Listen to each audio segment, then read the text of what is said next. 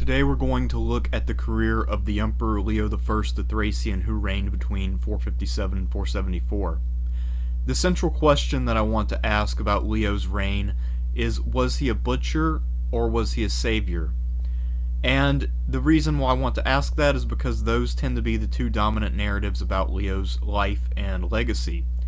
On the one hand, there is the narrative that because of his eventual massacre of Aspar and his family, that Leo was a bloodthirsty tyrant and that he solidified his power mercilessly.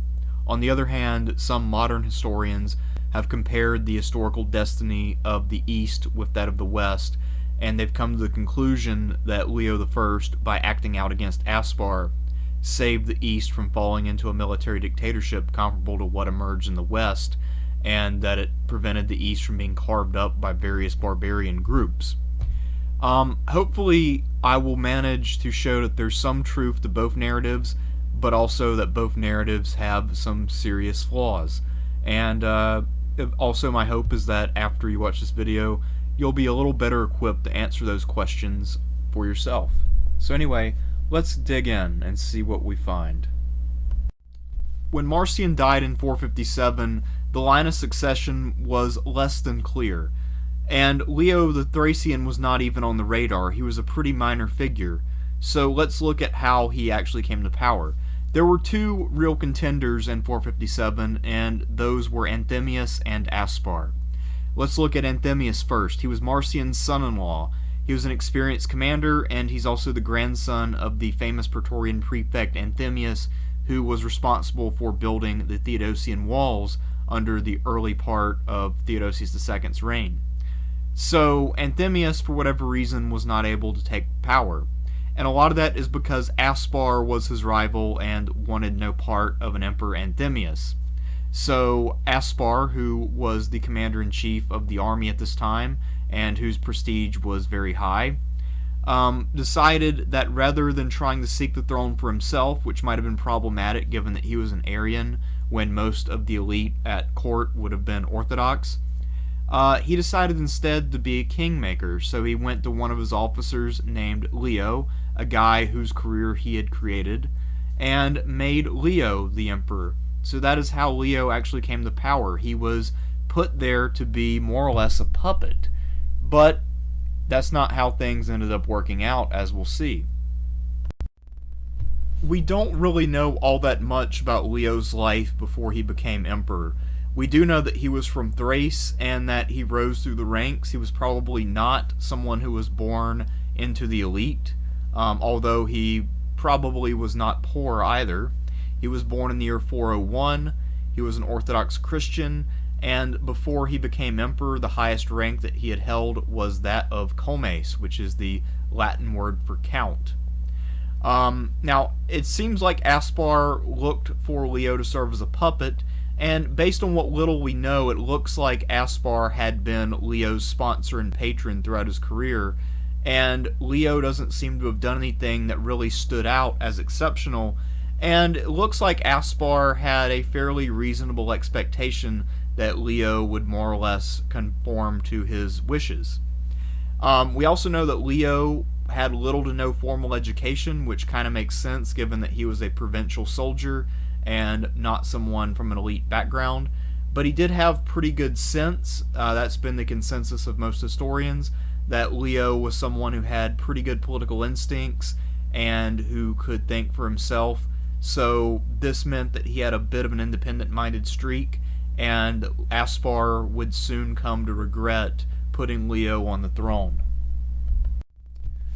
Leo's wife and empress was named Verina, and she and her brother hailed from somewhere in the Balkans, but we're not entirely sure as to where. It could have been Illyricum, it could have been Thrace, but at any rate, most likely Verina and Leo were married before Leo had really made it big, certainly well before it was clear that he would ever be anywhere near the throne. Now, Verina was an ambitious, strong-willed woman, and she really asserted herself to great effect after Leo's death. As empress, both during Leo's lifetime and even more so later, she was a formidable presence in Byzantine politics up until her death in 484 CE. As you all know by this point in the series, every Byzantine emperor had to set religious policy, and a failure to do something that was popular with the public and with the various Christian leaders in the empire could result in turmoil. Leo wisely decided to just follow Marcion's policy of supporting the Council of Chalcedon, and he was spared of any religious disturbances during his 17 years or so on the throne. So in that regard, his reign was fairly peaceful and uneventful. In the introduction to this video, I talked about how there's a narrative that Leo's reign was a great struggle between the Germanic troops of Aspar and the native Roman troops who rallied behind Leo. Well, this is a narrative that goes back a long way, and it's something that used to not really be challenged. For instance, J.B. Bury, who was a great historian and who wrote around the 1920s or so, really just took this narrative for granted, and he didn't really think about what words like Germanic and native really meant. So in J.B. Bury's interpretation of the evidence, Aspar was the leader of the German faction. He was basically himself a German, and Leo's reign was more or less just this long process of building a countervailing force to eliminate Aspar's influence, and by eliminating Aspar's influence, also eliminate the influence of the German mercenary troops. However, based on what I've encountered, I've seen no evidence that Aspar was regarded as a barbarian by anyone. He was popular in Constantinople, as we'll see. So I'd like to now look more at the nature of Aspar's popularity and the period of Leo's reign where Aspar was calling the shots. So taking a look at the admittedly limited amount of information that we have regarding the early years of Leo's reign, we see that these years were dominated by Aspar. Early on, probably when Leo took the throne in the first place, Aspar got Leo to agree that he would eventually name his son Patricius as Caesar and heir to the throne. For whatever reason, Aspar did not feel comfortable assuming the throne himself, but he did want his family to inherit it. Maybe one of the reasons why he chose Leo is that Leo had no sons. He only had a daughter named Ariadne. So maybe the assumption in Aspar's mind was that Ariadne and Patricius could get married, or simply Leo would pass the throne to Patricius and there would be no marriage with Leo's line at all. It's not really clear. We also know that Leo doesn't really make any moves which would undermine Aspar's agenda until at least 466.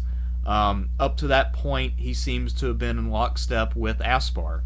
Now, he hadn't made Patricius Caesar yet, but it's possible that Patricius was simply too young to really meaningfully be a Caesar at that point.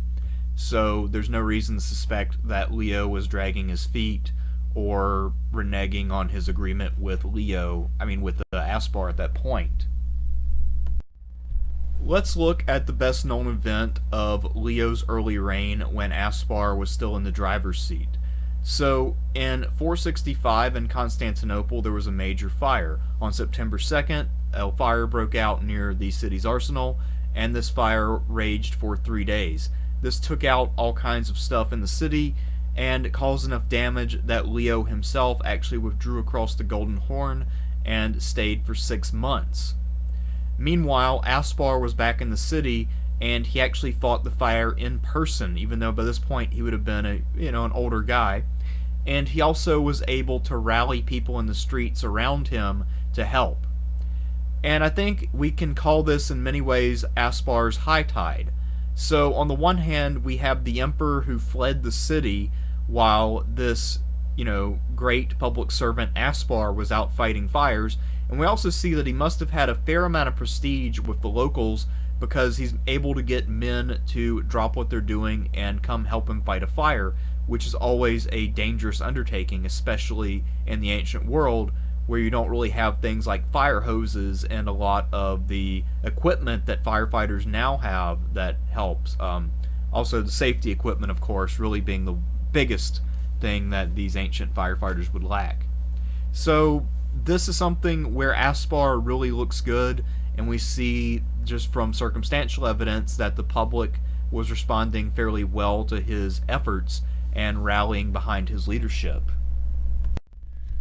Shortly after the fire of 465, perhaps in 466 or 467, Leo began moving to find new allies to offset the power of Aspar. And the allies that he found were the Isaurian mountain people. Now, the area of Isauria is a mountainous region in Asia Minor. This had been an area that had been conquered by the Roman Republic way back in the 2nd century BCE. However, unlike nearly every other population within the empire, the Isaurians had neither been Romanized nor Hellenized. A lot of the people in Western Europe had been Romanized, had learned Latin, whereas most of the people in the East had been Hellenized under Alexander and his successors. And that is a bit of a generalization. If you're familiar with Syriac, you know that there were plenty of native traditions which survived even when the elites of a lot of these native populations would learn Greek or Latin. Anyway, let's not focus too much on that, and let's just move along with the story. The Isaurians were a warlike people, and they had retained strong native chieftains. The Roman government was relatively hands-off, and they didn't intervene in local affairs too much, so most likely the Isaurians still had a similar leadership structure to what they had had before the arrival of the Romans.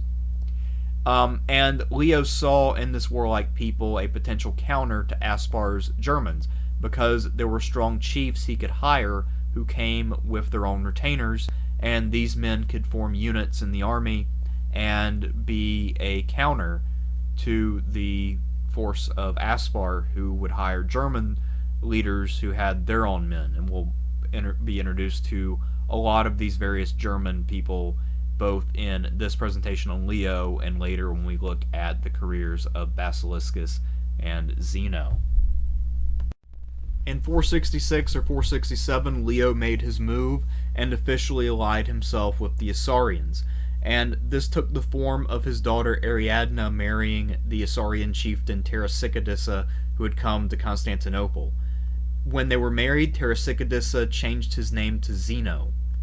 And my sort of assumption here, although it's not explicitly stated in the sources, is that Ariadne was the intended bride of Patricius, either officially or it was something that was tacitly understood by Leo and Aspar, and then Leo had reneged on that agreement by marrying his daughter to Zeno, thus creating a rival for the throne once Leo died. And Leo was not a young man by this point. As I said, he was born in 401, so at this point he's in his mid-60s.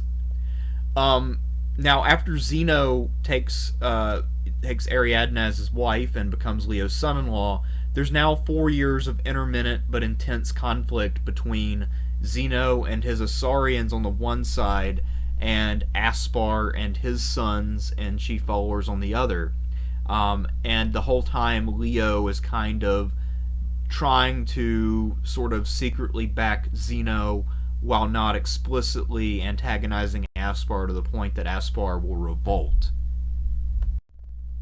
On an institutional level, one of Leo's most important achievements was the foundation of the Excubitors, who were a new corps of palace guards, and it was sometime around this point in his reign, in the late 460s, when he founded this new unit.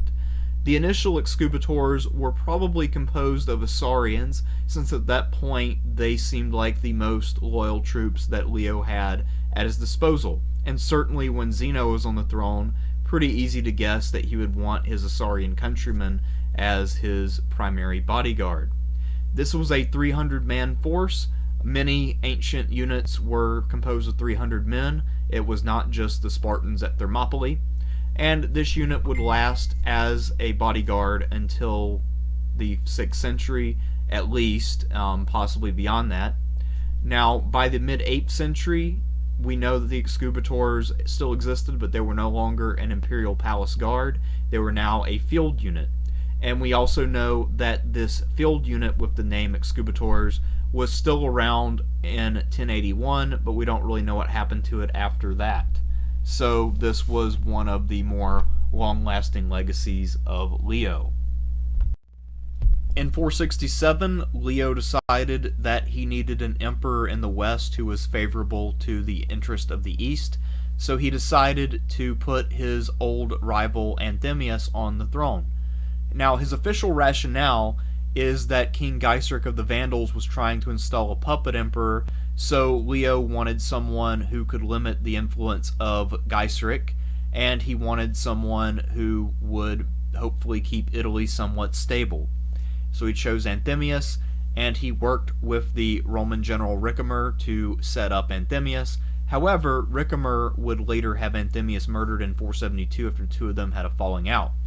Now, because of this relationship between Ricimer and Anthemius, where Ricimer tried to treat Anthemius like a puppet, and then Anthemius tried to go his own way and then got murdered for his troubles, some people have been inclined to interpret the relationship of Aspar and Leo as being of the same nature. However, there isn't as much evidence for that being the case as there is for the relationship between Anthemius and Ricimer being the case of a puppet and a puppet master when a puppet comes to life. Also, I'm sort of the opinion, or at least I have a slight suspicion, that because Leo was now butting heads with Aspar, he wanted to get rid of a potential rival, or at least someone who could potentially ally with Aspar to get rid of him, get rid of Leo. So by putting Anthemius in the west, he got rid of someone who was a big name and someone with a lot of prestige. And that, of course, would then mean that Aspar would have one less potential ally to turn to in case things got even more heated between them. Despite my own cynical interpretation of Leo's actions and my belief that he was trying to get any potential rivals out of his way, I also do see that Leo had a lot of interest in the West and that he had a genuine policy of really trying to limit the power of the Vandals in the West. And the biggest piece of evidence is that Leo sponsored a massive expedition to recapture Africa and drive the Vandals out. Now, the pretext of this expedition is that it is revenge for the Vandal sack of Rome in 455, but the real reason might be because Africa was a wealthy province which produced more grain than any other place in the empire, with the possible exception of Egypt. And in this case, Leo gave command of the expedition to Verina's brother Basiliscus. Now, we'll look more at Basiliscus's career at a later time. Basiliscus was not a bad general, and he had a few successes under his belt. It's also true that Basiliscus was acceptable to both Leo and Aspar, so far as we know. However, this expedition was a complete catastrophe, and Basiliscus bungled and lost all kinds of men and material. There's a rumor that was spread that Aspar had bribed Basiliscus to fail, but that's almost certainly just abuse. It doesn't really make any sense. The success of this expedition was something that Leo and Aspar both wanted to see happen. And when Basiliscus returned in failure after losing so many men and so many ships, Leo wanted to have him executed, and it was only when Verina pleaded with him to spare her brother's life that he agreed to not kill Basiliscus, and then he put Basiliscus into exile. Basiliscus would return to favor before Leo's death, but he was in exile for a solid 2 to 3 years before Leo relented and brought him back into the fray.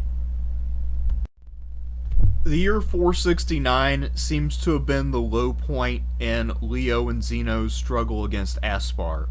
Now, during that year, Zeno was in command of an army in Thrace. He was the master of soldiers, and there was an assassination attempt that almost took his life.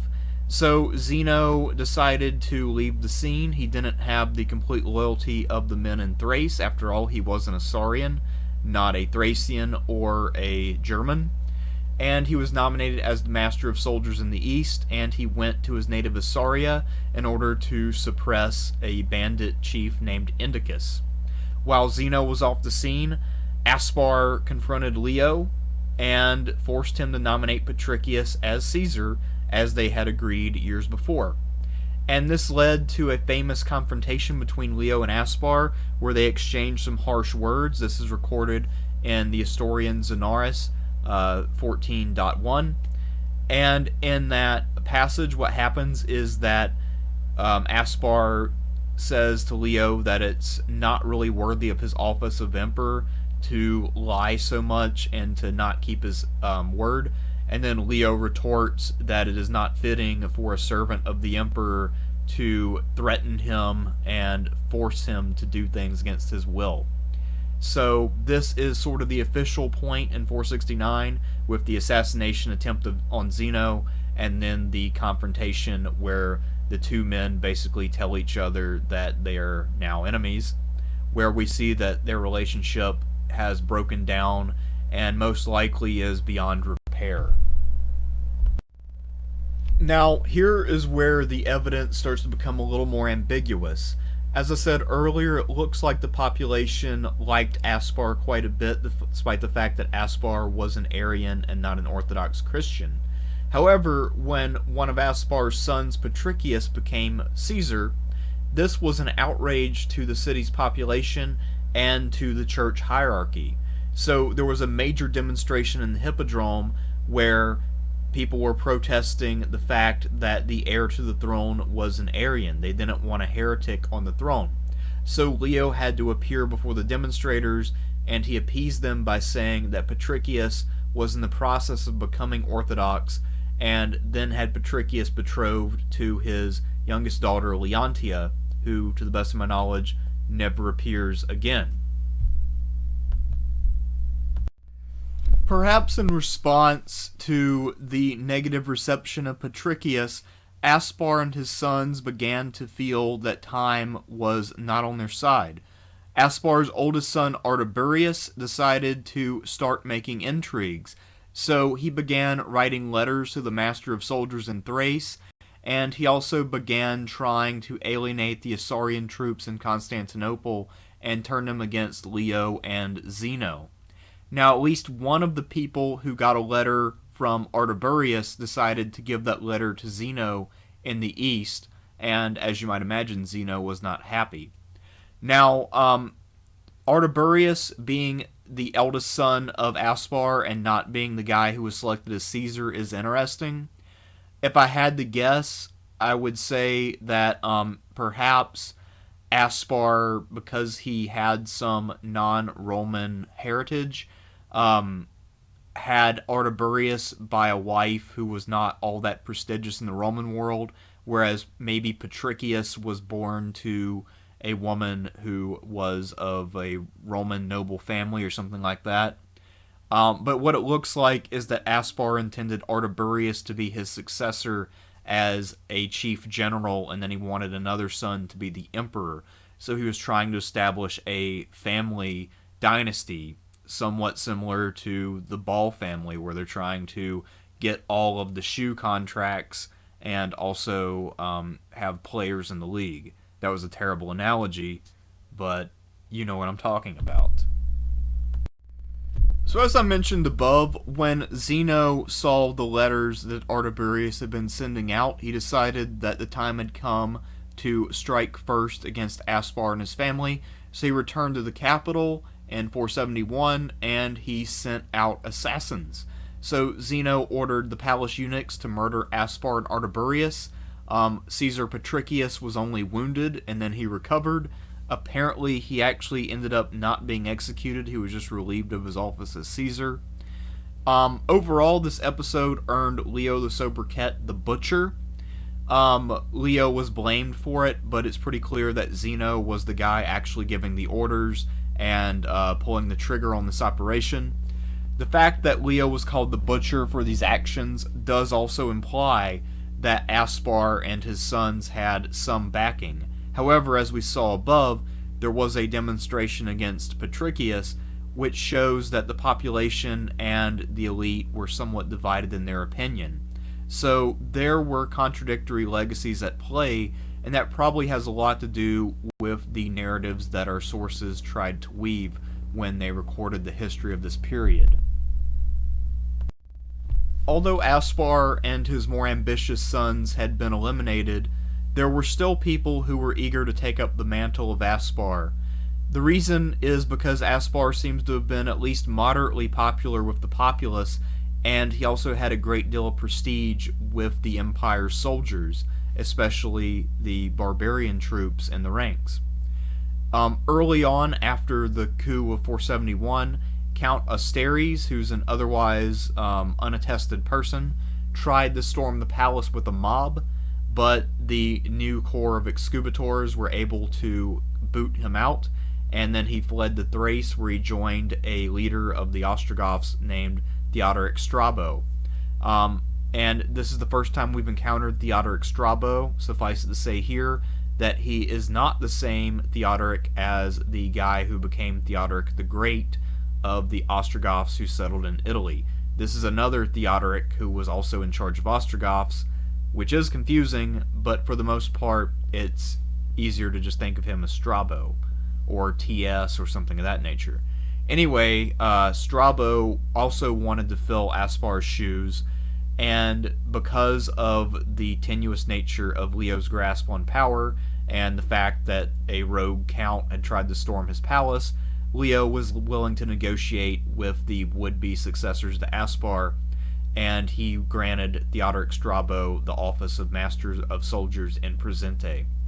And of course, Theodoric Strabo would later use this office to assert his own ambitions, and this would be something that Zeno would not enjoy when he eventually took over as emperor.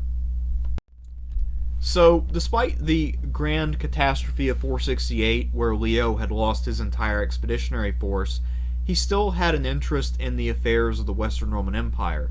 By this point, it's worth noting, the West more or less consisted of Italy, and more specifically, the city of Ravenna and its immediate surroundings. The Western Empire was a complete shambles, and when the East intervened, it was to install an emperor at Ravenna, who would then control the Adriatic coast of Italy. So, Western intervention by the Eastern Empire at this point was a fairly limited affair. Anyway, the Western Emperor Olybrius, who had succeeded Anthemius, and had never been recognized by Leo I, didn't live for long. He died in 472. There was a vacancy on the Western throne for several months, and then someone named Glycerius was elevated to the throne in 473.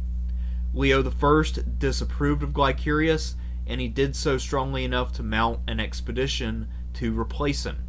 And he selected someone called Julius Nepos to replace Glycerius and become the new emperor. Now, Julius is called Nepos. Nepos is a sobriquet because he was Leo's nephew. And it was only due to that he was ever selected for anything so far as we're aware. So he was the nephew of Leo, and he is also the nephew of the governor of Dalmatia, which is a province bordering on Italy. So between his two uncles, he had the pedigree to serve as an emperor in the West. So Julius Nepos went to Italy, and he reigned from 474 to 475, and then he was booted from Italy by other claimants and power seekers. And technically, he continued to claim himself as emperor and live in Dalmatia until his death in 480, which means that, depending on how you look at it, it was actually Julius Nepos and not Romulus Augustulus who was the last emperor of the Western Roman Empire. However, it's also worth interesting once you realize that Julius Nepos was Leo's nephew. This is why Zeno continued to respect his right to be Western Emperor even after his power base was gone, and he could have posed a potential threat to Zeno's own regime, because Zeno's legitimacy came from his relationship to Leo and his family.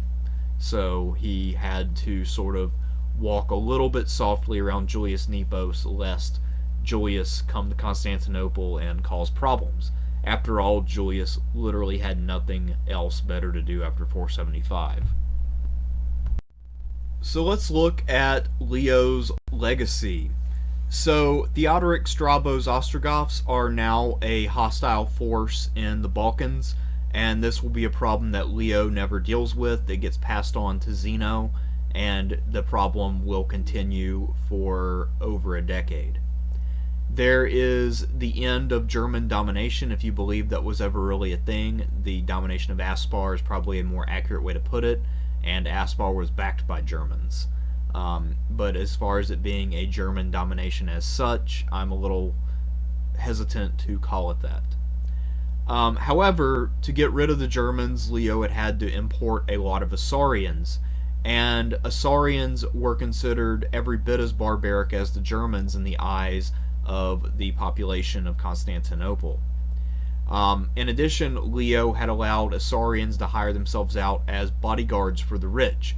So many rich people in Constantinople now employed Isaurian thugs to go around with them and beat people up, basically. So because of that, Isaurians were creating a lot of prejudice against themselves, and the population wanted nothing to do with Isaurians. So the fact that their new regent, Zeno, was an Isaurian was something that they considered to be insulting and a possible threat to their own liberty and safety, at least, to a certain extent. Now, Leo died on February 3rd, 474. He had named his grandson Leo II as co-emperor back in January, and Leo II is going to serve as Augustus, with Zeno, Leo II's father, and of course Leo I's son-in-law, as regent. As for Leo's other direct descendants and survivors, his widow Verina and his daughter Ariadne will continue to loom large on the political scene for years. Verina will be a major intriguer under Zeno and under Basiliscus, and Ariadne will not only be the empress of Zeno, but she will then select Zeno's successor when Zeno eventually kicks the bucket in 491. So Leo and members of his family continue to be very prominent for a long time, despite the fact that Leo didn't really do all that much to build up a solid dynasty. After all, he only had one male heir by blood, and that was Leo II, and as we'll see, Leo II didn't really live for very long. This coin is one that was minted to celebrate the co-emperorship of Leo II and Zeno. Shortly after Leo II's ascent to the throne as sole emperor, he decided to make his father Zeno co-emperor, so that way he would have more support. Or, if we're being realistic, Zeno decided that it'd be kind of cool if he could also be emperor. In mid-January 474, Leo I the Thracian died and left the throne in the hands of his young grandson Leo II. However, Leo II didn't live very long, and he ended up dying in mid-November of the same year, at the age of 7. So you might think there's really not much to say about Leo II, and you'd be right. However, there are a few things that I would like to point out, because I feel like this gives us a bit of an opportunity to take stock and to figure out exactly why the reign of Zeno, Leo II's father, ended up being so tumultuous. Well, my proposal is that Leo II was actually the key to domestic tranquility at the Byzantine court, and for this I have zero evidence, since zero evidence exists. This is just a supposition based on human nature. And the reason why I think he was the key to domestic tranquility, quite simply, is that he was the one thing which united the Empress Verina, who was a Thracian and a very ambitious noblewoman, and Zeno, the Isaurian outsider who had come in to help Leo rid himself of the Germanic influence of Aspar and others. And of course, I'm assuming here that Aspar really was a representative of a Germanic faction, which I have some doubts about, but for the most part in these videos I haven't gone into that. At any rate, another reason why I think Leo II may have been the key to domestic tranquility is that he was someone whose ancestry was divided evenly between the Thracian people of the Balkans, who provided the bulk of the soldiers during this period, and the new Isaurian people who had come in from the east, represented by his father, and who now composed another substantial portion of the Roman or Byzantine army. So between his role as a grandson who united a family and his role as someone who united the most important ethnicities of his empire, I feel like Leo II actually had a large symbolic role to play, and that a lot of hopes rested upon him and what he would hopefully grow up to become. When he died, that of course did leave some problems. When he died, he ended up leaving the throne to his father Zeno, who he had named co-emperor earlier. This coin here actually pictures young Leo II with his father Zeno as co-emperors. Zeno was not someone who had any Thracian ancestry, and he was an Isaurian outsider. His original name had been Tarasicidus. We'll talk a lot more about Zeno in due time. But at any rate, I think it's interesting to wonder how different the reign of Zeno would have been had Leo II survived. Would Basiliscus still have launched a revolt? Would Verina still have been scheming against her son-in-law Zeno? I think probably not. It's possible that they would have been content to work as powers behind the scene on behalf of young Leo II.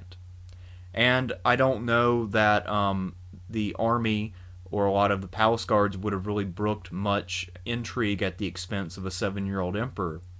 So I think that a lot of people would have had to be on much better behavior. But again, this is all speculation, and it's more or less a what if. I really wanted to say something kind of interesting about an emperor who, is a minor in more ways than one. Anyway, that is Leo II, and now we can get on to the more interesting reigns of Zeno and Basiliscus and Anastasius and all of those people. Following the death of the 7-year-old Leo II, his father Zeno the Isaurian assumed sole control of the Roman Empire in the east. However, I'm not going to talk about Zeno yet. I'm instead going to talk about Basiliscus, who revolted against Zeno and held Constantinople for about 20 months while Zeno was effectively in exile. Why am I doing that, you might ask? Well, Basiliscus's coup was such a dominant event that I feel that we can really only understand Zeno's early reign by looking at it in great detail, and it really will give us a lot of background into why Zeno had so many troubles holding on to the throne and really prospering as emperor. So one of the themes that I really want to look at is how mediocrity can really prosper in a time of discontent. Zeno was not popular early on simply because of his Isaurian heritage, so some people wanted someone who was more just plain Roman. And Basiliscus offered them that, even if he offered them literally nothing else. And this is the story of the people of Rome and some of the elites turning to Basiliscus and then living to regret that decision and having to confess that they were in fact wrong. Who was Basiliscus and where did he come from? Well, he grew up with his sister in the Balkans. We don't know exactly where, but we think it may have been in either Thrace or Illyricum, since these areas tended to produce a lot of soldiers, and we know that Basiliscus went into the army while his sister ended up marrying a soldier named Leo, a guy who went on to become a high-ranking officer and then the emperor. Now, Basiliscus himself was married to a woman named Xenonis, and he also had a son named Marcus. If you're an ambitious career soldier, then having your brother-in-law become the emperor of the Roman world is probably one of the best things that can happen to you, short of becoming the emperor yourself. So, after Leo took the throne, Basiliscus's cause was championed by his sister Verina, and then he was immediately thrust into high command since he was someone who the imperial couple could trust. He was appointed to be the Dux of Thrace, and he led a successful campaign in that region in 463. He was promoted to Master of Soldiers in Thrace in 464, and he was able to win several key victories against the Goths and the Huns in 466 to 467. These would be the Ostrogoths and the remnants of the Huns, who were never quite the same after Attila's death. Now, because of all of these victories and because of his marital relation to Leo, he had won Leo's trust by 468, and Leo saw him as a dependable option when it came time to mount a major expedition and put a single general at the head of this massive military undertaking. The sack of Rome in 410 by the Visigoths was probably the most shocking thing that happened in the 5th century. But when it happened again in 455 at the hands of the Vandals, who descended on Rome from the sea, this was actually a much more devastating sack of the city. It lasted for a couple weeks, and the Vandals carried off all kinds of antiquities and treasures completely unopposed. Actually, there was a negotiated surrender of the city. So the Emperor Marcian was in power in 455. He didn't do anything, which has caused a lot of debate among scholars, and a lot of sources tried to explain it themselves. There's the famous story that Marcian had sworn to never take up arms against the Vandals. At any rate, when we get to the reign of Leo, it's the year 468, and Leo wants to make good the sack of Rome. And there's another pretext that is also convenient, and that is that there are Arian Christians who are persecuting Orthodox Christians in North Africa, because the new Vandal king who succeeded Gaiseric was a much more staunch Christian who wanted to enforce his faith and not do it by choice. Another motive anytime anybody is going from North Africa is that what we now call Tunisia was and still is a breadbasket in the Mediterranean world, so acquiring that territory would be a major boon for the Eastern Empire. That's one of the reasons why it ended up being one of the major first targets for Justinian's wars of reconquest. At any rate, Basiliscus, who was seen as a reliable and competent commander, was chosen to be the supreme commander of this expedition, which involved a large army, which would be ferried by a large navy, and it would require a lot of complex coordination because this force was too big to move as a single unit, so it would require a lot of communication, and that they would have to travel separately in order to stay supplied. So this ended up being a three-pronged attack. Two prongs were under more minor generals, and those two prongs, which were effectively set up to be the versions, were successful. So successful that when Basiliscus landed with the main force relatively near Carthage, the Vandals said that they were ready to surrender. So they offered to surrender, and then Basiliscus just sat in port and was hanging out. He thought that the expedition was over. Well, while he was drinking and being merry on a ship, the Vandals put together some fire ships and sent them into his packed ships by the shore. His fleet was destroyed, and he was captured along with many of his men. This is one of the most humiliating, probably not the most devastating, but definitely the most humiliating episodes in Roman military history. The expedition of 468 was Leo's greatest undertaking, and its failure was something that really rankled Leo. Leo was absolutely furious with Basiliscus for letting this disaster occur, and he had every intention of executing him, but Basiliscus took refuge in a church sanctuary, and then Verina was eventually able to intercede on her brother's behalf, and Leo eventually relented and allowed Basiliscus to go into exile. So for 2 or 3 years, Basiliscus was in the political wilderness. By 471, Leo and his son-in-law Zeno were engaged in a struggle for supremacy with Aspar and his sons, and Leo needed all hands on deck, so Basiliscus was recalled, and he was used as an ally and functionary in that struggle. It is recorded that he actually helped in the murder of Aspar, so he was one of the guys who helped to arrange that assassination. At the same time, Basiliscus was then given a new command along with his nephew Armatus, who we'll talk more about, and they put down a revolt by Theodoric Strabo, who was the leader of the Ostrogoths in the Eastern Balkans. But by 474, when Leo the First died, and then the throne passed to Leo the Second and Zeno, Basiliscus had decided to retire, and he was living at Heraclea. The fact that Basiliscus was living in exile at Heraclea implies either that Zeno did not want him on the political scene anymore and had ordered him to call it quits, or that Basiliscus simply looked around and saw that there were no more opportunities for him and that his time had passed. At any rate, Basiliscus's time was going to come once again, because in 474, the same year he retired, Leo the First, his brother-in-law, died, and then Leo the First, grandson Leo the Second, died at the age of 7, which left Zeno the Isaurian on the throne. Now, Zeno was unpopular due to his Isaurian heritage, and he was distrusted by many people in the capital, both elite and common. He also inherited 4 different small wars against the Vandals, the Ostrogoths, the Huns, and the Arabs.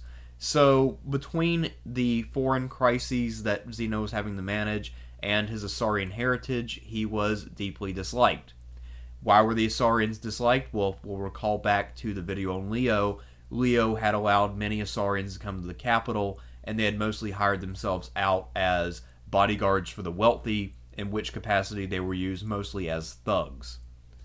So, this means that there's now a sort of vacuum for any kind of anti-Isaurian leader, and there's a sort of yearning for a native emperor. So, Basiliscus will ultimately be able to play into this, but he's not the first person to get the idea. The first person is actually his sister Verina, and she has a very different candidate in mind to take advantage of this yearning. So, Verina seems to have mostly tolerated Zeno while her grandson Leo II was alive and in power, but once Leo II was dead, Verina decided to pursue her own ambition and work against her son-in-law. So, as soon as her grandson was in the ground, she started plotting, and her plan was to replace Zeno with her lover Patricius, who was a former master of offices, the head of the bureaucracy. So he would have been an Anastasius come early, more or less. I'm assuming that he had the administrative skills of Anastasius based on his former job.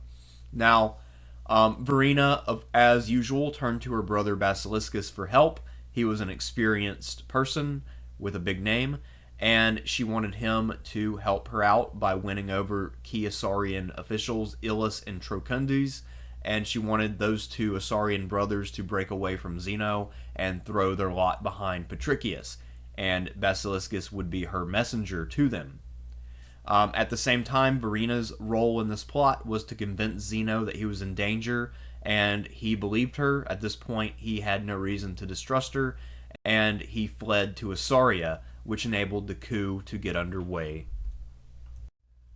Once the Isaurian emperor was off the scene and it became public knowledge that he had fled the capital, the populace sort of rose up and began a spontaneous massacre of the remaining Isaurians in the city.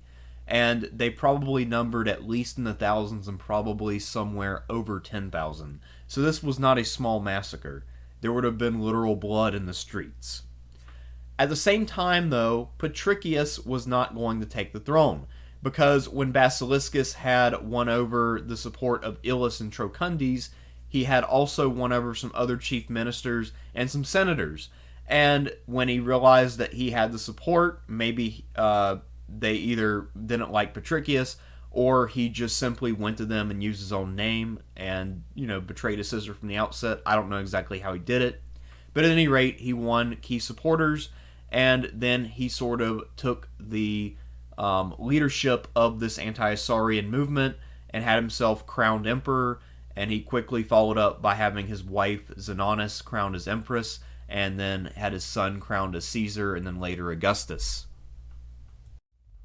As is generally the case with any usurper, Basiliscus decided to eliminate the 2 people who posed the biggest threat to him in his mind. The first was Zeno, so he sent an army under Ilus and Trocundes to take care of him. We'll talk about that war later on.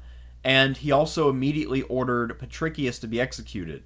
Now, he saw Patricius as a threat because Patricius, of course, was the person his sister Verina wanted to elevate to the throne originally. However, the fact that Basiliscus was able to co-opt the coup so easily implies that no one really wanted Patricius as emperor and that he was no real threat. So, by executing Patricius, all Basiliscus did was alienate his sister Verina. Now, you could possibly make the argument that she would already be pissed because of the betrayal, but it's also possible that she would have come around because she would have been the sister of the new emperor and would have had quite a bit of influence. But as it is, these two are going to be completely at odds for the rest of their lives, so far as I'm aware. When he came to power, he found the treasury was empty. Zeno had taken most of the money with him when he had fled. He had not fled in panic. So Basiliscus needed money to pay off his soldiers and make sure that people would be loyal to him. So he was forced to raise heavy taxes, and that's never popular. One thing that he restored is an unpopular practice where you sell offices to the highest bidder. For obvious reasons, this is considered corrupt by almost everyone. And the thing that he did, which really alienated a lot of people in the city and a lot of the important church figures who were the best rabble-rousers around, was that he extorted money from the church itself. Now, where he really screws up is that unlike his predecessors like Leo, he decides that he is not an Orthodox Christian, and that not only will he just go his own way privately, but he's actually going to try to enforce his will on everyone else. He's a convinced monophysite, a monophysite being someone who believes that Christ only has one nature, divine. And so he issues a decree which declares the Council of Chalcedon forfeit, and this alienates the patriarch, as well as the public, which tended to support the patriarch, and the public was mostly Orthodox Christian, if our sources are to be believed. At the same time, he also appoints his nephew Armatus as master of soldiers. Now, people often appoint their sons and nephews and cousins to high office because they can rely on them. However, you have to be careful about which relatives you put in power. Armatus was not exactly the most stable guy. Let's talk about Armatus, because he's actually the most interesting part of the entire Basiliscus saga. To say that Armatus was unsuited for high command and responsibility is an understatement. He was young, vain, and cruel. He quickly alienated a lot of the people around him, and his actions helped to make Basiliscus seem a lot worse than he really was.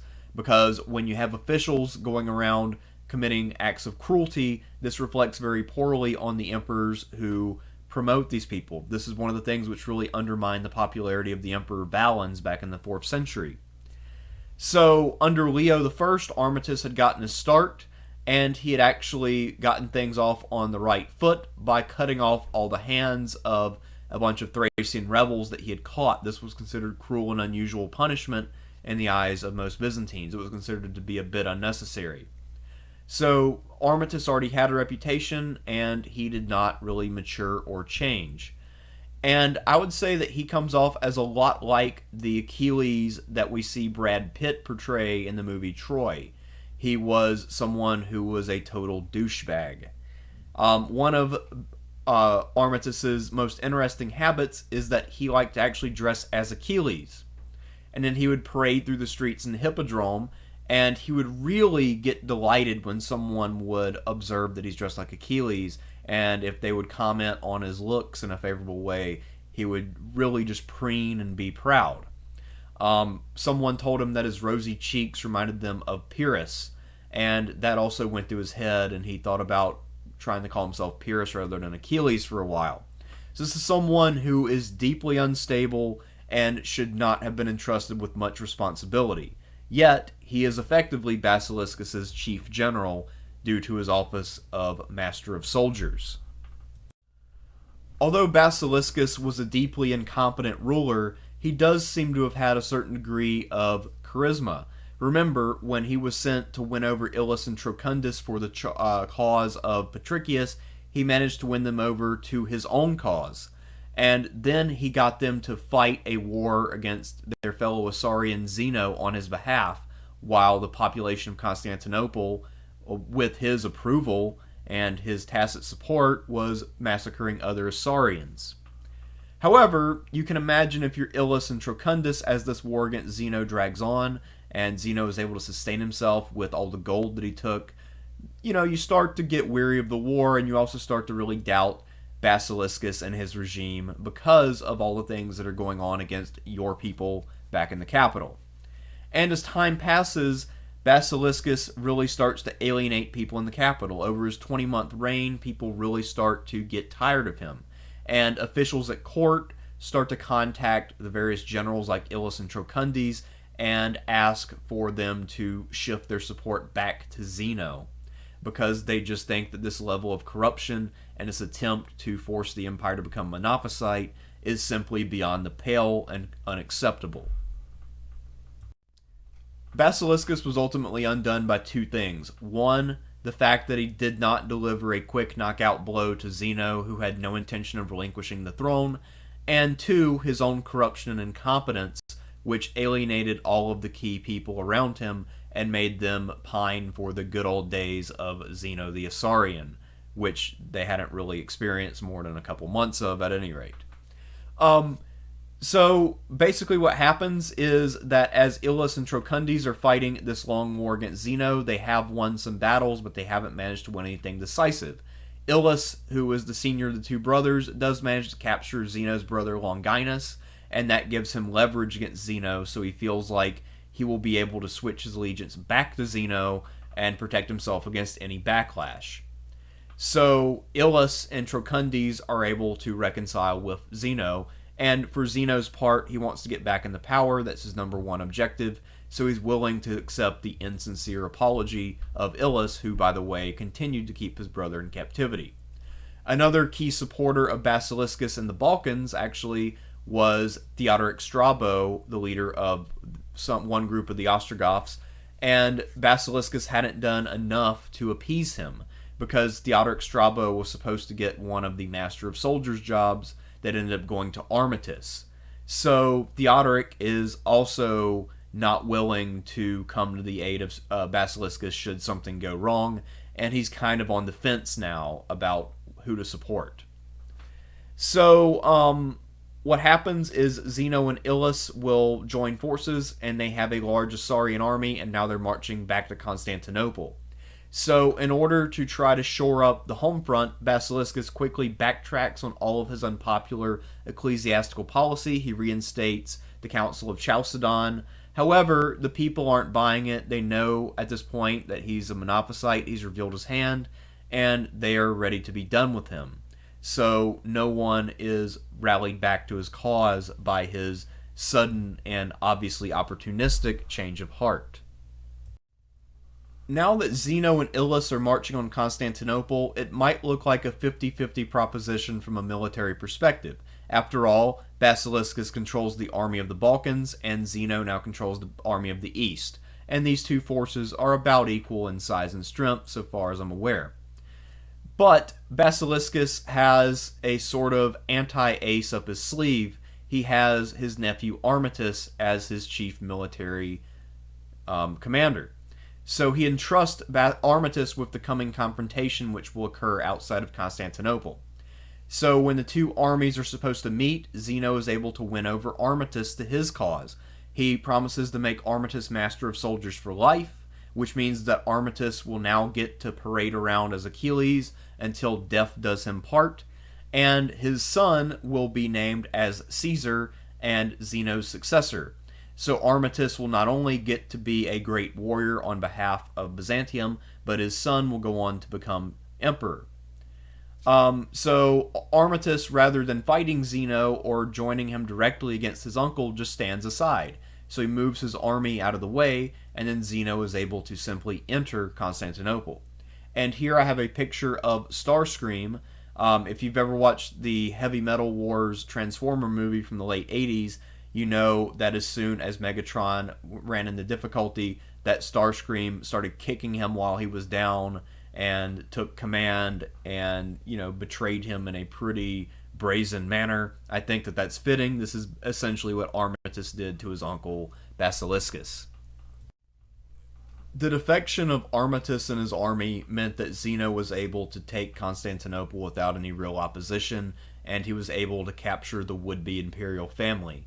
So Basiliscus, Sinania, and Marcus were all captured, and then they were sent to a fortress in Cappadocia, where they were walled off in a dry cistern and left to die in August when it was really hot.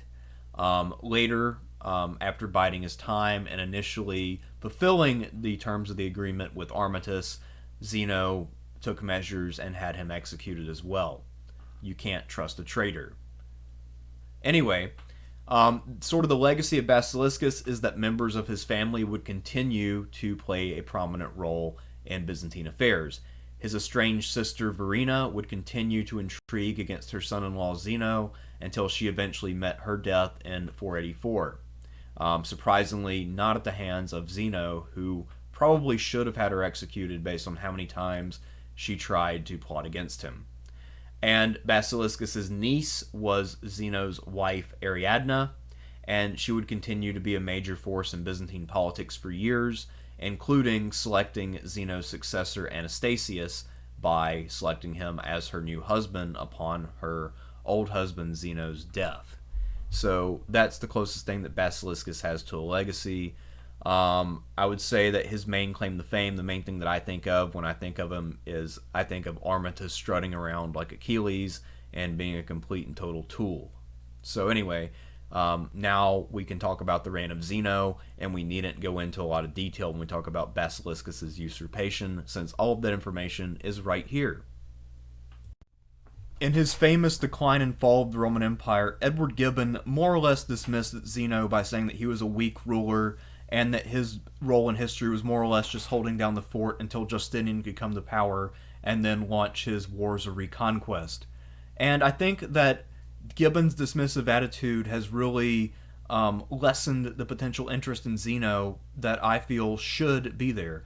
The only long work about Zeno in particular that I'm aware of is an article from 1893, which I believe was 60 or 70 pages. What I'm going to argue is that Zeno was absolutely a pivotal figure in the late 5th century, and he is one of the primary reasons why the Byzantine Empire was able to survive, whereas the West fell during his reign. He came to power amidst chaos. He had to deal with a lot of bullshit over his years in office, and once he left, the empire was in considerably better shape than when he had taken power.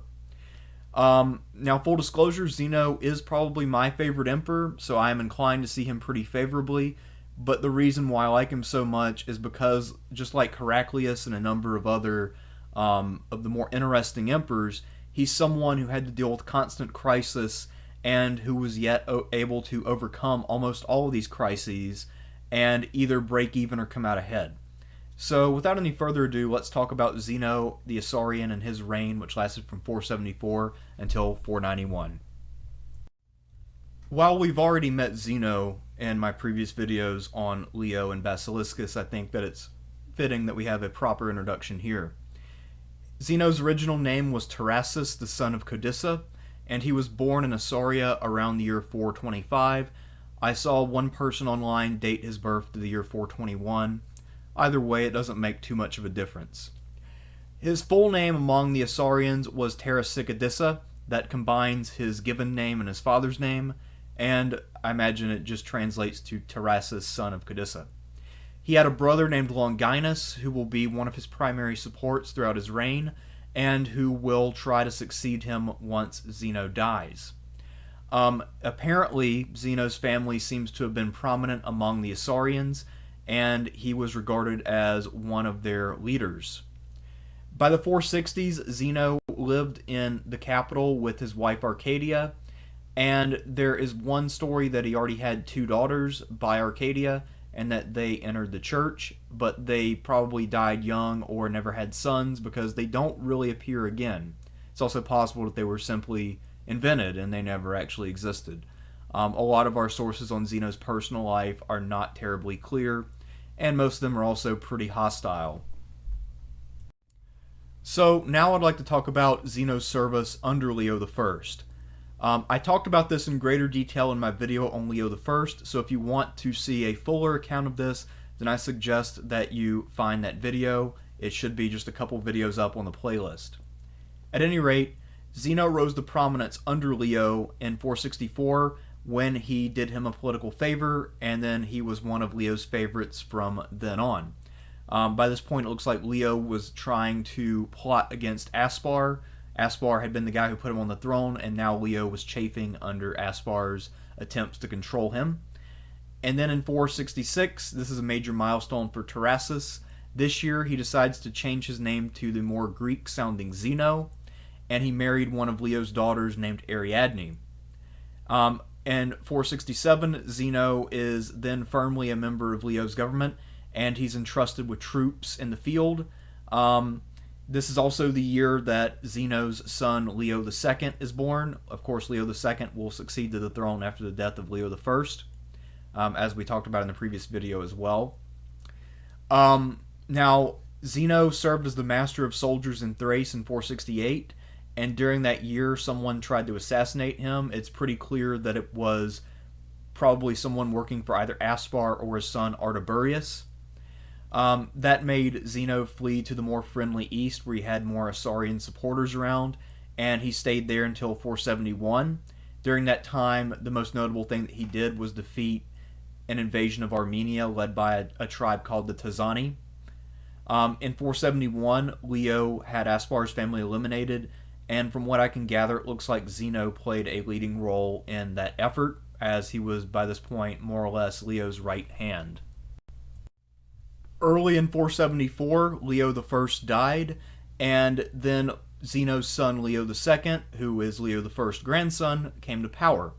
And because Leo II was only about 7 years old, Zeno was to serve as regent. Now, quickly after that, Leo II appointed his father Zeno as co-emperor.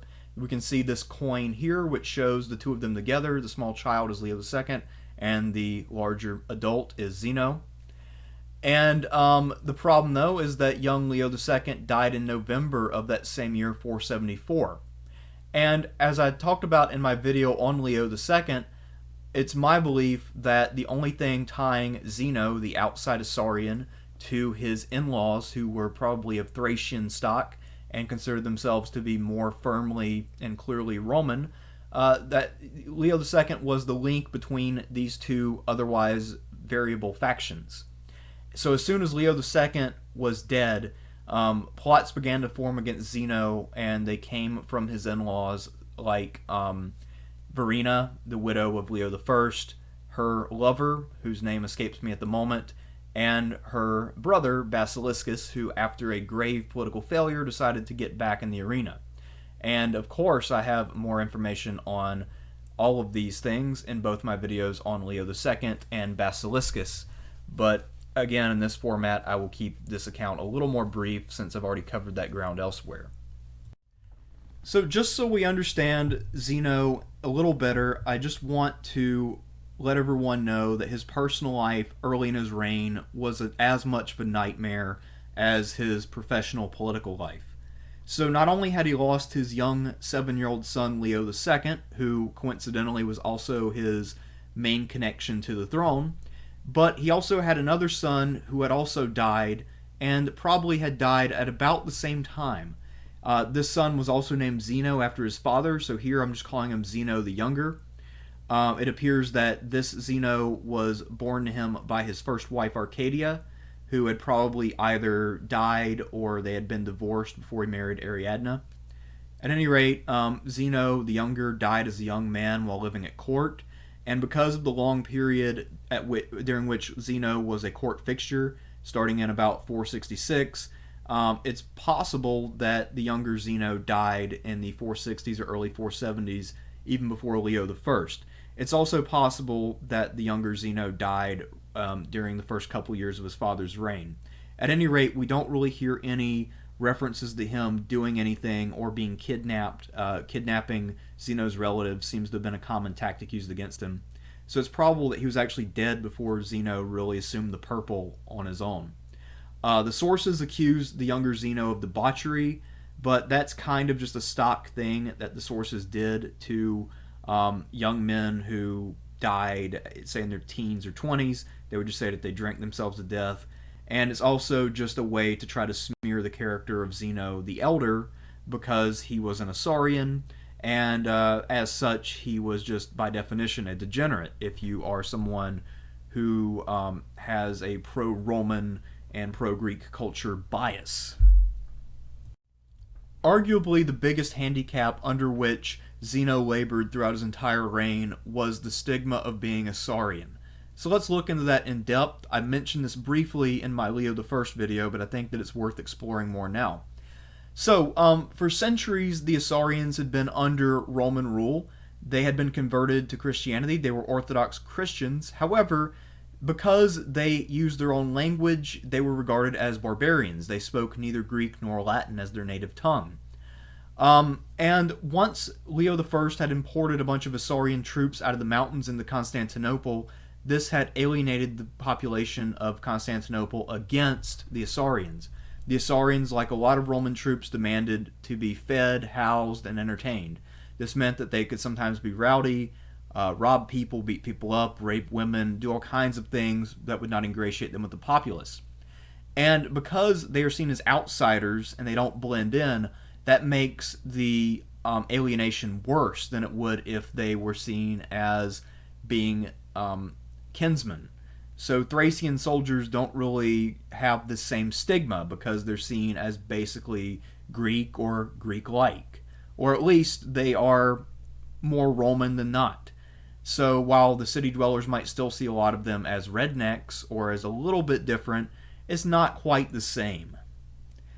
So the existence of this Isaurian stigma would not be lost on an ambitious aristocratic politician.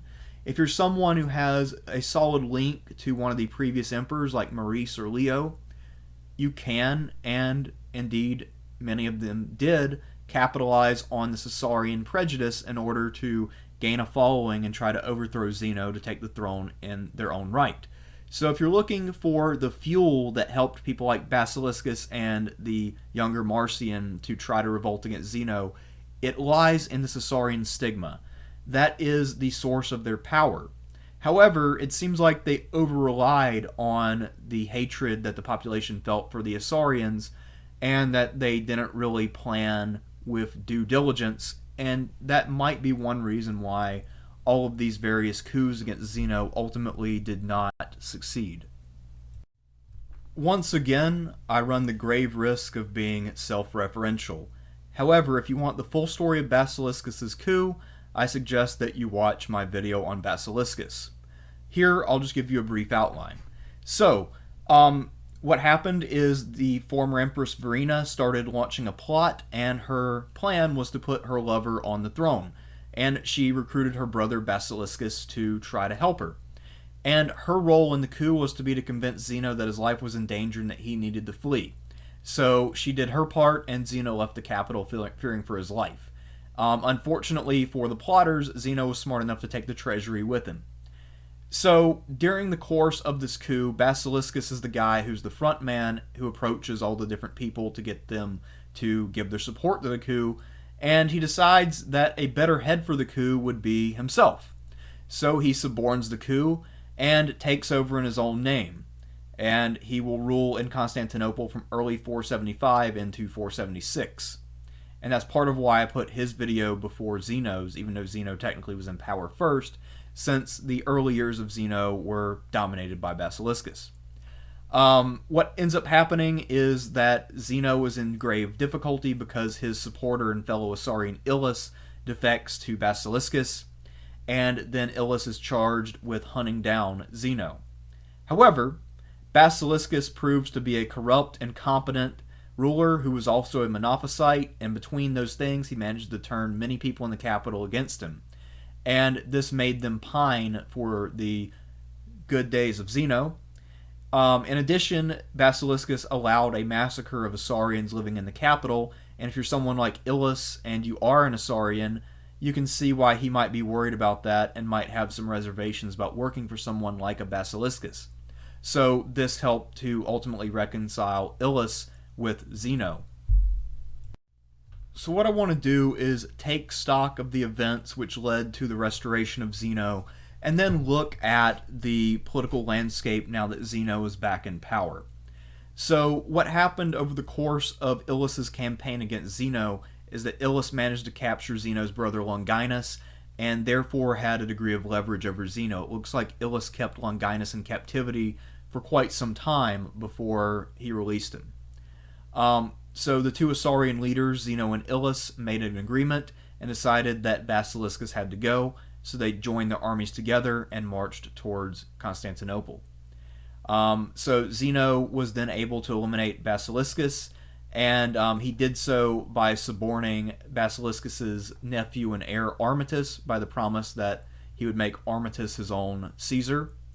So in 476 he came back, took out Basiliscus, and then he broke his agreement with Armatus and took him out by 477. But he was still beholden to Illus.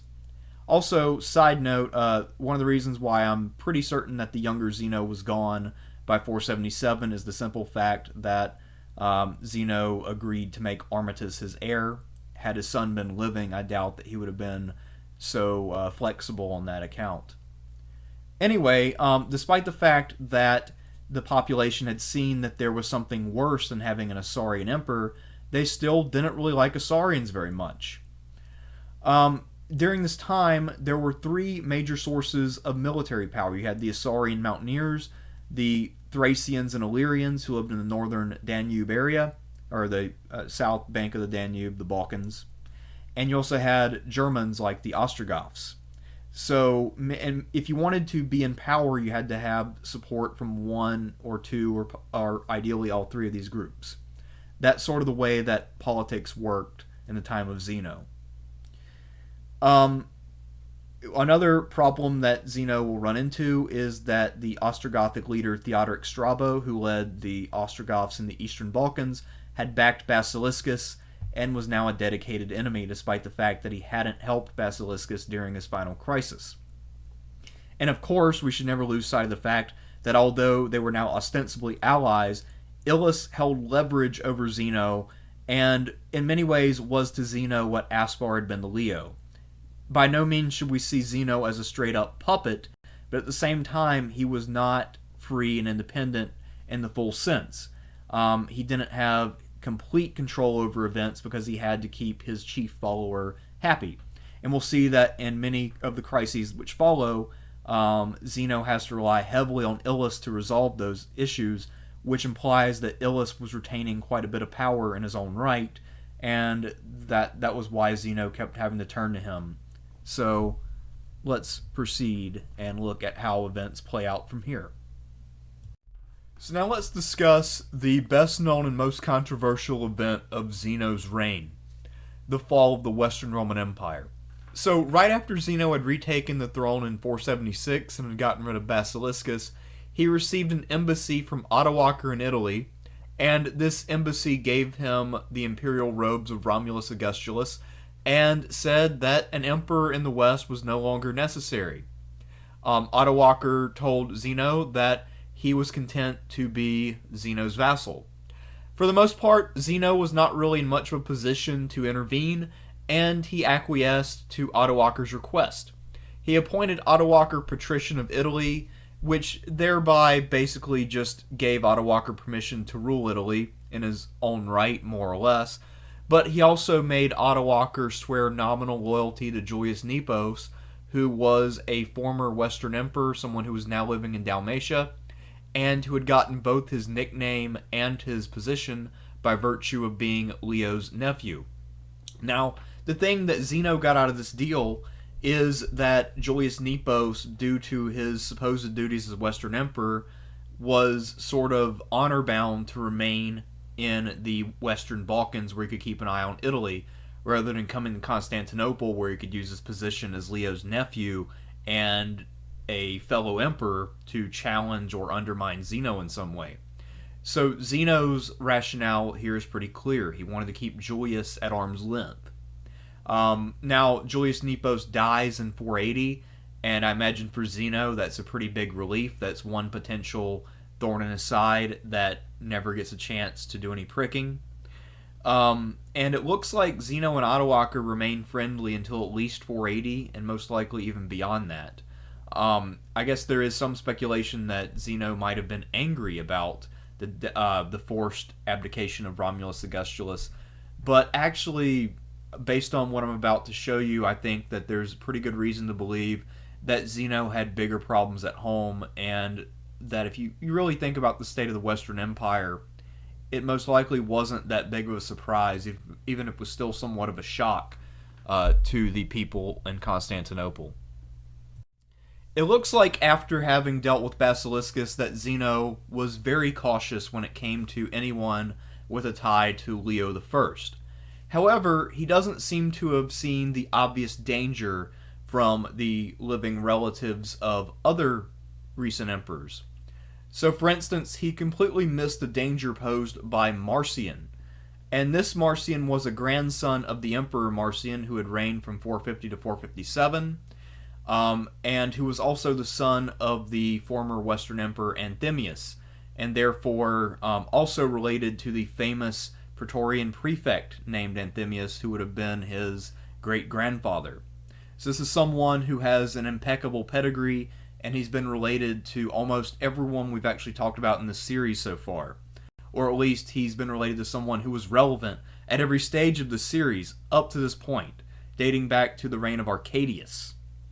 In his own right, this younger Marcian was a two-time consul, and he was also Zeno's brother-in-law, so presumably he was actually married into Leo's family.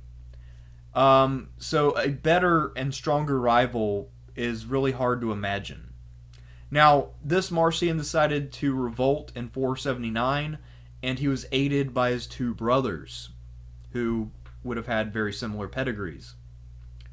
So he was able to rally the support of a number of troops, and he also had the citizenry on his side due to the citizens in Constantinople largely hating the Isaurians. So Zeno and his imperial guards were in a heap of trouble, but then Ilus managed to come in from the suburbs with an Isaurian unit and make a timely rescue, and they turned the tide of battle.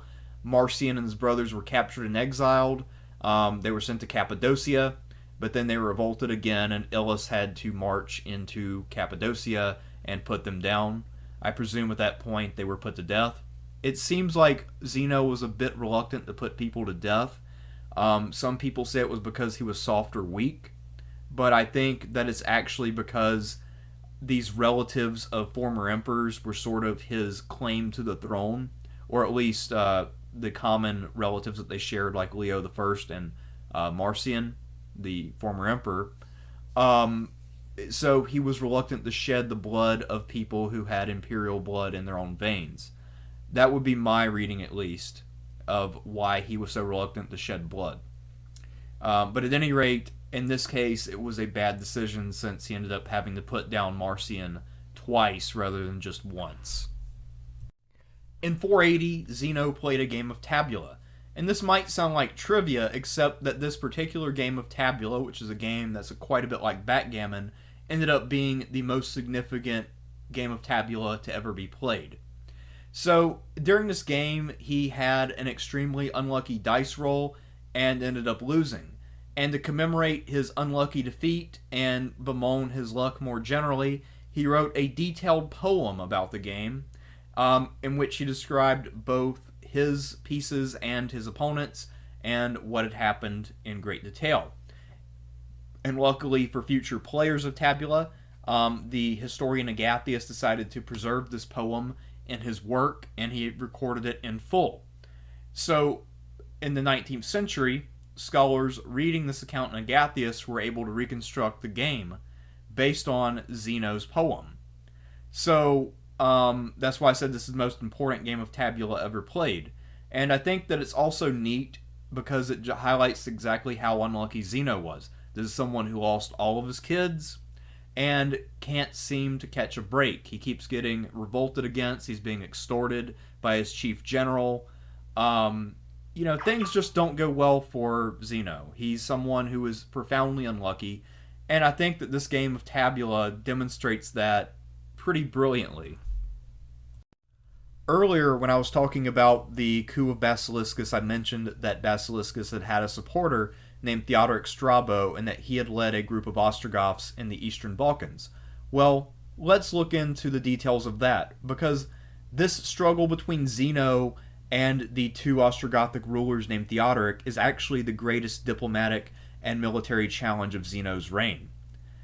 So, what happened is that Theodoric Strabo had been a threat to Zeno for quite a while, and as soon as he was back in power, Zeno decided that the best way to deal with Theodoric Strabo was to get the other Ostrogoths under Theodoric the Amal to do his dirty work and attack Strabo from behind. And then he would go into the Balkans and deal with all the Ostrogoths and clean it up, win a great victory, and remove the Ostrogothic threat from the area. So, great plan. The problem is that both of the Theodorics were every bit as shrewd as Zeno. And I think you could actually make a good case that Theodoric the Amal was quite a bit shrewder than Zeno. So, the two Theodorics, rather than fighting each other, struck a deal. They teamed up, and then they attacked Zeno. And then Zeno used his golden influence to turn one against the other. And they played kind of a back and forth game of chess where they would switch sides over and over and contend for the best position. Ultimately, this three-way balance of power resulted in a lot of ravaging of the Balkans, which probably harmed Zeno's prestige quite a bit. But this dynamic ended up coming to an end when Theodoric Strabo was raiding in the southern Balkans, and he was trying to break a wild horse. By this point, he was a middle-aged man, so I'm not sure why he wouldn't have someone do this for him.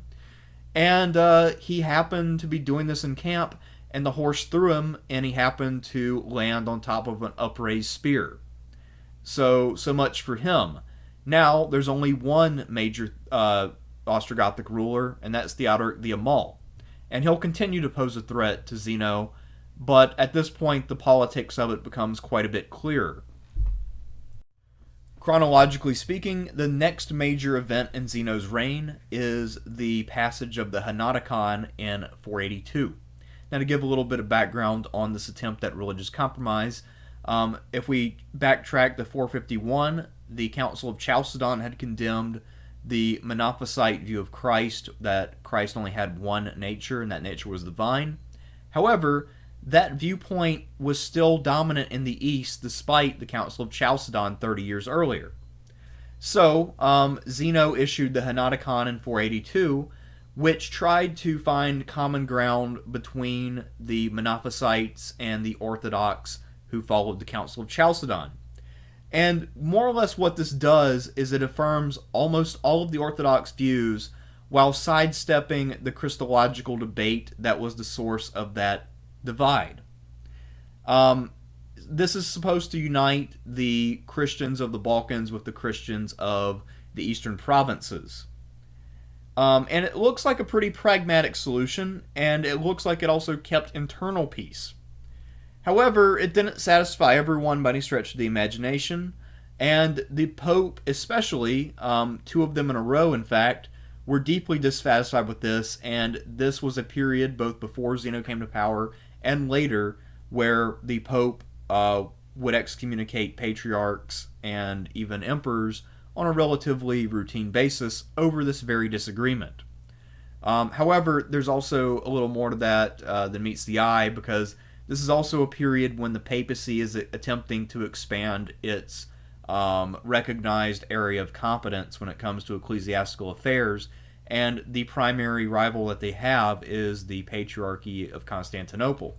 So any excuse that they have to excommunicate someone and bring someone to the bargaining table to recognize new areas of authority for the Church at Rome is an area of disagreement that the Pope is bound to have. So it's not so much that this solution was bad as that the papacy during this period was looking to expand its power and was very opportunistic. In 484, Zeno's relationship with Ilus, which was fraught and complicated at best, finally broke down, and this was probably the defining moment of Zeno's time as emperor. So the events leading up to this are a little foggy, the sources disagree, and consequently, modern scholars also disagree on a whole lot of stuff. So, what we do know is that Ilus at some point had taken Verena and put her in prison, probably because he had learned that she was plotting against him, and he had gotten Zeno's permission to put her in an Isaurian prison. Now, Ariadne petitioned Zeno to get her released, and Zeno simply referred her to Ilus. This may illustrate that Ilus was in charge of this particular issue, or simply that Zeno didn't really care about his mother-in-law. After all, she had tried to overthrow him at one point, and there was really no reason why he would have any love lost for her. So when Ilus refused her request, Ariadne hired an assassin. Just to backtrack a bit, it's my belief, and I can't really back this up, this is just supposition, that Ilus and Zeno made a trade where Zeno allowed Ilus to take Verena in exchange for getting Longinus back. Longinus, after all, was Zeno's brother, and seems to have been one of his few friends during his reign. Anyhow, back to the main narrative. Ariadne was pissed off, and like her mother, she had a strong personality and a strong will, and she was determined to get her mom back. So the only way to do it was to get rid of Ilus. So she hired an assassin. And the assassin did not quite succeed in killing Ilus, but he did cut off his right ear and created the disfigurement. So Ilus, pretty angry, and he thought that Zeno was responsible. Zeno denied responsibility, and indeed may actually have not been at fault. Or maybe he was, and just let Ariadne look guilty. Who knows? So Ilus withdrew to the east, and it looks like he was mostly in good relations with Zeno, at least officially. He was made master of soldiers in the east to try to give him some official cover there, and it was an attempt by Zeno to try to keep the relationship going. Now, in 484, it looks like Ilus revolted. It's possibly because Ilus got into an argument with Longinus and arrested him again, but it may have just been that he found an opportunity and took it. And Ilus set up a puppet emperor named Leontius, and he used his prisoner Verena to crown Leontius. It's not really clear whether he and Verena had had some sort of reconciliation against Zeno, or whether he forced her to do this. It doesn't really matter, though, and Verena won't actually live very much longer. So Zeno sent out an army in 484, and they were defeated by Ilus's force, but then Zeno dispatched a larger army in 485, backed up by none other than Theodoric the Amal, and this managed to win a major field victory against Ilus, and then resulted in a siege that took place in Isauria. This siege will last for a few years, and then finally in 488, Ilus, Leontius, and all of his other followers will be captured and executed. Ilus's brother Trocundes, who was pretty important, was actually killed in the major field battle in 485. And thus, the Isaurians will finally be united fully under the leadership of Zeno, and for the rest of his reign, which will only be the next 3 years, he'll be living at peace. But while he was dealing with Ilus, he had yet another problem on his hands. Actually, a few problems on his hands. So before we go to his glory years from 488 to 491, let's look at the other problems he had to deal with along the way. As emperor, Zeno had 99 problems, and for the most part, the eastern provinces weren't one of them. However, there was one minor incident which occurred that has been recorded and is worthy of note, and that is the Samaritan Revolt. Now, according to a Samaritan source, this occurred in 484, but there is an alternate reading by modern scholars where this event happened in 489. The reason why they want to move this date forward is simply because in 484 we know that Zeno was in the capital, and that he was dealing with Ilus, and that would have been by far his most important priority. He also had stuff going on with Theodoric the Amal. Anyway, in 489, though, he would have been free to travel, so it would make sense to date it to about that year. In the Samaritan version of events, Zeno tried to forcibly convert the Samaritans from Judaism to Christianity, and in the process he converted a synagogue at Mount Gerizim into a church, and this picture is from that place at Mount Gerizim. Now, in the modern reading, what happens is that Zeno reverts to persecution only after the revolt broke out. So basically, he arrived to put down the revolt, and as punishment for the revolt, he converted the synagogue into a church. This incident is notable for having Zeno in person. It seems like because of the potential threats that he faced from people like Ilus stationed in Assaria, and from the Balkans in the form of someone like a Theodoric, either one of them, or because of the threat in the capital of a revolt, Zeno was pretty much fixed in place in the capital to deal with any of those three potential threat vectors. But by about 489, he had enough stability and legitimacy to travel, and it would make sense that as an Orthodox Christian, Zeno would want to visit the Holy Land of Christian belief, and Samaria was not far from that place. So I side with the modern reading of this, and I also think that Zeno would only resort to such a drastic measure as converting a synagogue into a church, which would cause a lot of controversy and difficulty, only as a punishment for revolt, and that he wouldn't be quite so brazen as to do it when he simply entered an area. He had already dealt with enough difficulty, and I doubt that he wanted to invite more of it. One of Zeno's most underappreciated skills is his ability to intercept letters and gather intelligence.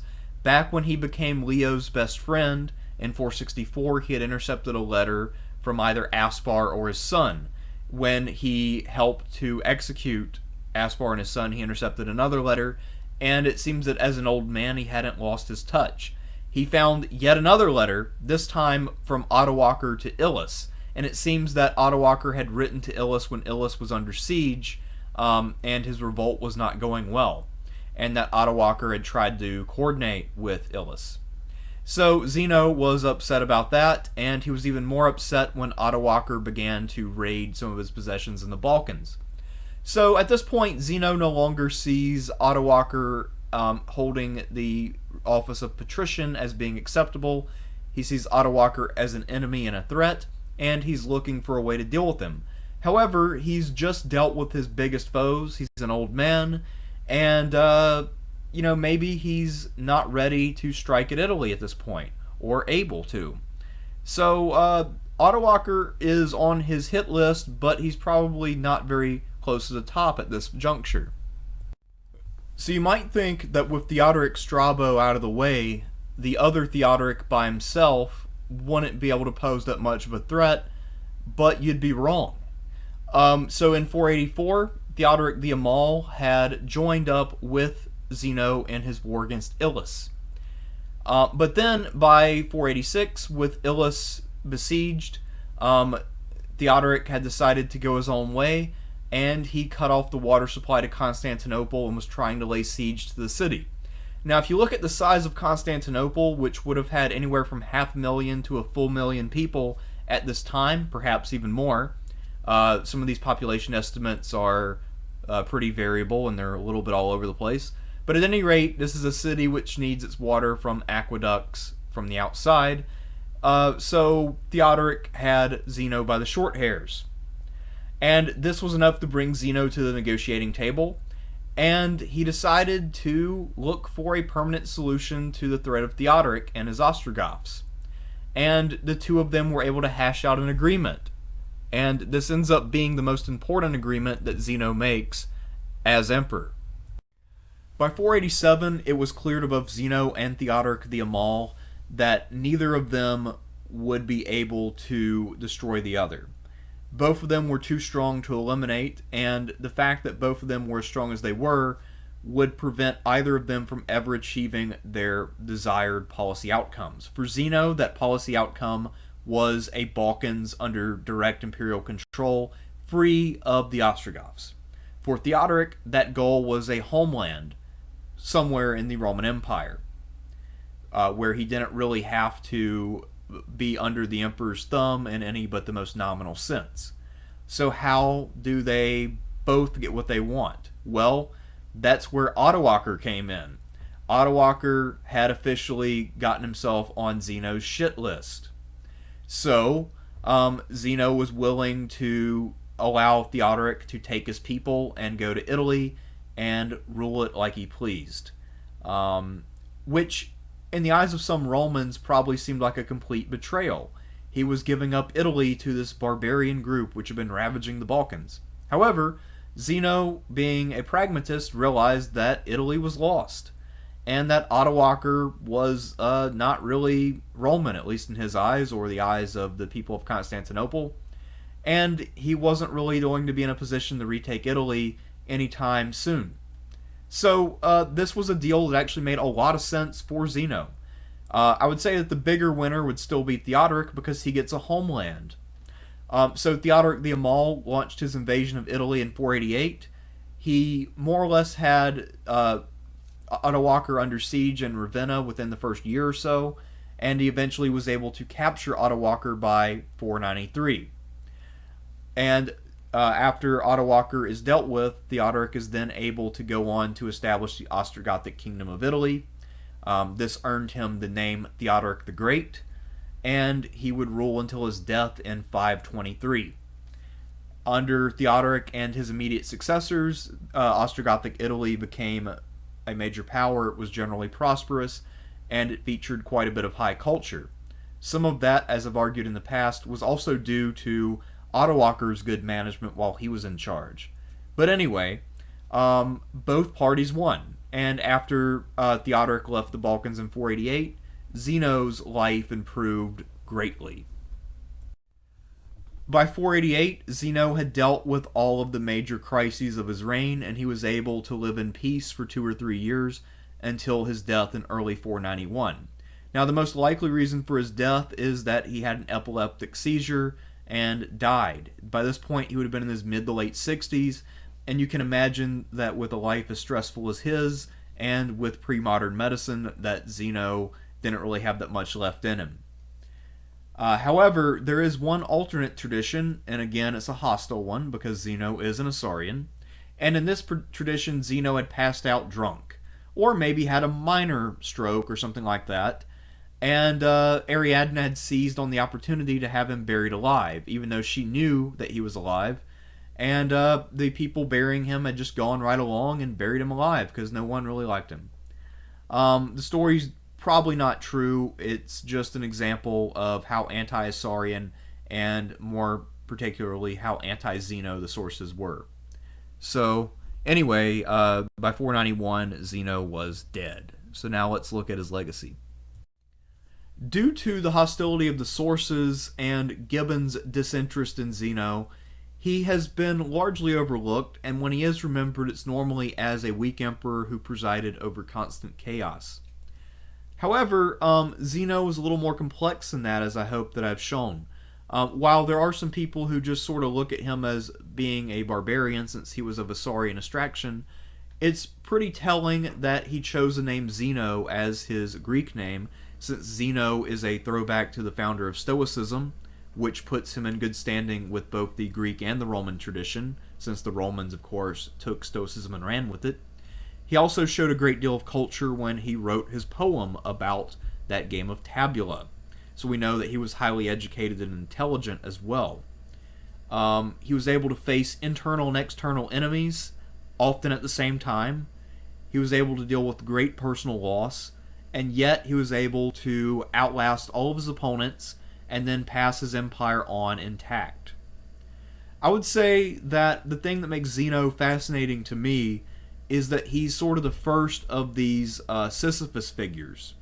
The person who does the History of Byzantium podcast is the person who came up with this analogy, by the way, that the Byzantine emperors are often Sisyphus figures, where they spend large amounts of time building the empire back up, pushing that boulder up the hill, only to see a major crisis break out and the boulder roll all the way back to the bottom, and then new emperors start to push it back up. And that's sort of the pattern of Byzantine history. Well, I would say that Zeno is the first of these Sisyphus figures, and that he really prefigures many of the later embattled Byzantine emperors like Heraclius and Alexius I Comnenus. So anyway, I hope you've enjoyed this, and coming up soon, I will talk about Zeno's successor, Anastasius, who's also really interesting, and someone who had a pretty big impact on the Byzantine world, even if he's not quite on the A-list when most people think of important emperors. So I'll see you then.